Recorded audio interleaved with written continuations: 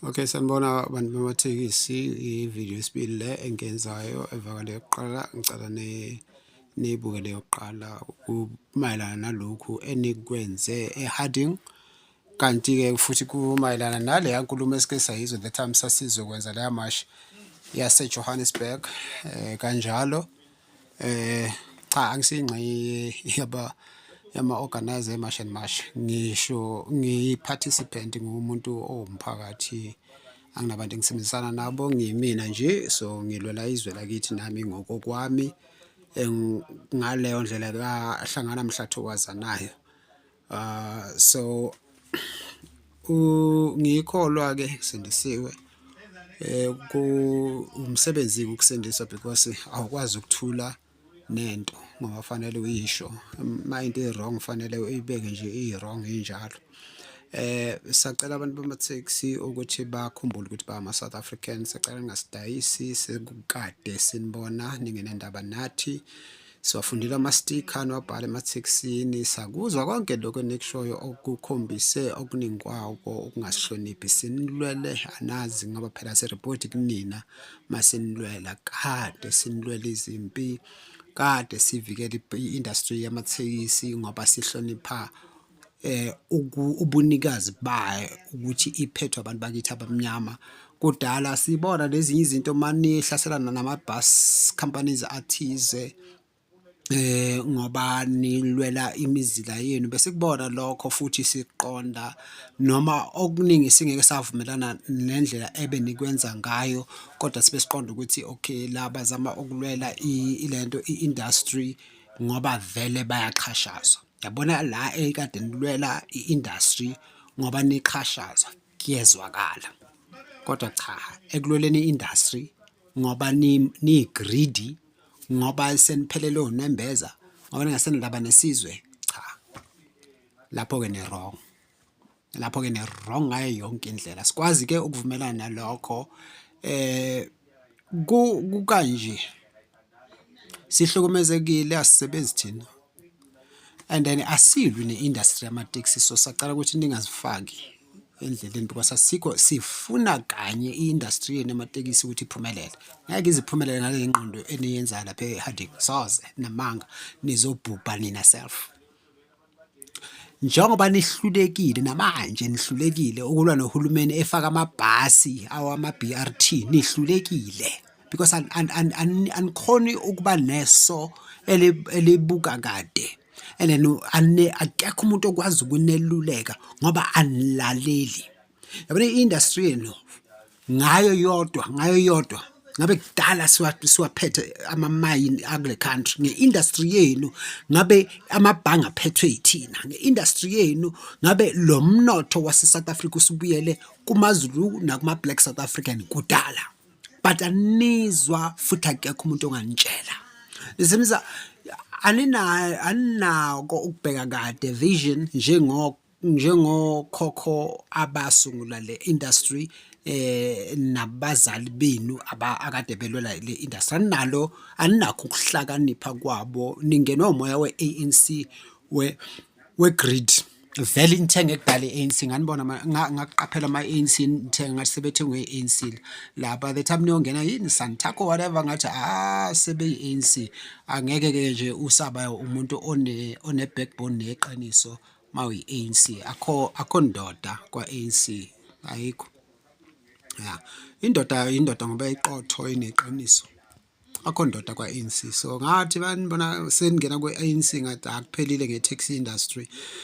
Vele kwakuyi-ANC eyayiniqhatha and then futhi itargethe kakhulu ama-operator nama-owner amaZulu ukuthatha leyo industry from the Zulus njengoba ingasaphethwa amaZulu la eGoli ukuthi bayi-own as the ANC nama-gangsters abo. So i-taxi industry, though it was already mafias before the ANC, and I understand why taxi operators would be mafias, not only like South Africa, even nale phesheya i-taxi industry cishe i-operate kanjalo. So anginankinga nalokho, nginenkinga nokuthi nabana ama-mafia avikela izizwe zakubo. Alright, nina anisawavikela amaZulu, anisawavikela ama-Black South Africans, senibheke izisu zenu. yakona anisebona abantu maseninjalo. And then nani izoniphelela bese ngishilo lokhu kule video clip yokuqala engiqonde kukho kulokhu ukuthi niye navuma ukuthi nibe ama-gangster awe-ANC. Yingakho singamangali kangako mase sibona ukuthi kanti obani la kade sebeniphethe laba balokhu bevela nako ey'nkantolo, uyabona lento le.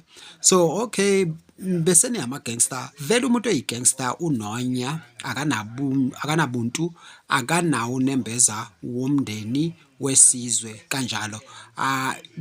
Ama-gangsters umhlaba wabo beyobodwa, and they are more ruthless than apartheid Boere. They are wicked and heartless, all right. They are a hierarchy egxile kakhulu futhi nasekuthakatheni, because kuyaqiniswana lapha, kwenziwa yonke le mikhuba yokuthwalela lezi zinto lezi, and inegazi phakathi. So abantu abangenawo unembeza. Mina kakhulu i-industry iphethwe amakholwa ngama-80s yayinobuntu ngaleso sikhathi. Kunede kwangena nina-ke siniphethe, hhayi abusekho ubuntu, hhayi abusekho, konakele. So ngithi mina i-taxi industry sayixhasa futhi mina ngifuna ukuyibona idlondlobala, and then ngifuna ihlale kubantu abama-Black South Africans, kodwa ngendlela engenza ngayo izoniphelela. Manivuma ukuthi isizwe samaZulu nezizwe zala eSouth Africa ziguqiswe ngoba nina nibheke imali yokudla yalesikhashana, kuphelile ngani? Nana ngeke nizenilast. Nibe ama-gangsters, niloku le car smuggling, ama-taxi entshontsho and everything, nazi kahle ukuthi obani ngoba kwenziwa phakathi kwenu, all these people. So long before kuzofika kulesigaba bese nivele nizigebengu, nintshontshe iy'moto, nidayisa ama-drugs, nibhema ama-drugs. Labantu abashushumbiswayo kusetshenziswa nama-taxi. Kade ama-taxi elokhu emiswa kuthathelwe wonke umuntu osetheksini impahla. There is no way i-operator noma i-taxi driver isuke ingazi ukuthi leyo nto leyo isuke izokwenzeka. Yayithola lento leyo. So seni-operator njengey'gebengu, nigebenga thina, your customers esinisekelile iminyaka, sinilwela iminyaka. Mina ngasho iseza i-BRT ngathi abantu bama-taxi abaqaphele, kubane nimlalelayo.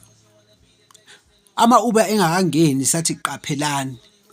Baniqala ngaleya nto leya yokuthi bafuna ukufama amabhasi la amakhulu, uyayikhumbula? Ngo-2000 nalapho sanixwayisa ukuthi bazama ukwenzani, all right. So yasheshe yafeyila-ke leyo, kodwa ama-taxi asePitoli ayesevele esebenzisa i-electronic system for ukukhokha, which is a very dangerous route to take. Kodwa-ke yafadalala, kodwa kusho ukuthi yayisatestwa, isazobuya, yayibona nto leyo. So ngithi mina, bani bama-taxi, yibani nobuntu.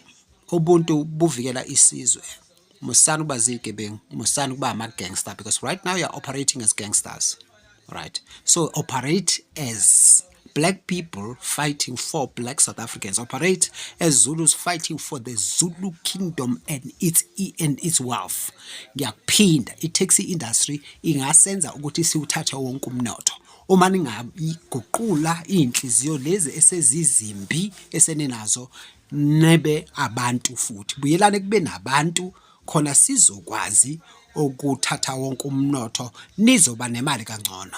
Ngo-2020 nakwazi ukuhlala unyaka wonke ningasebenzi, namanje-ke ayikho inkinga ukuthi nje nisokole for i-1 month or leso sikhashana masaxosha labantu bangaphandle. Futhi ukuze lento ingathathi isikhathi eside, yibani ingxenye yethu sibaxoshe sonke. Ngiyabonga.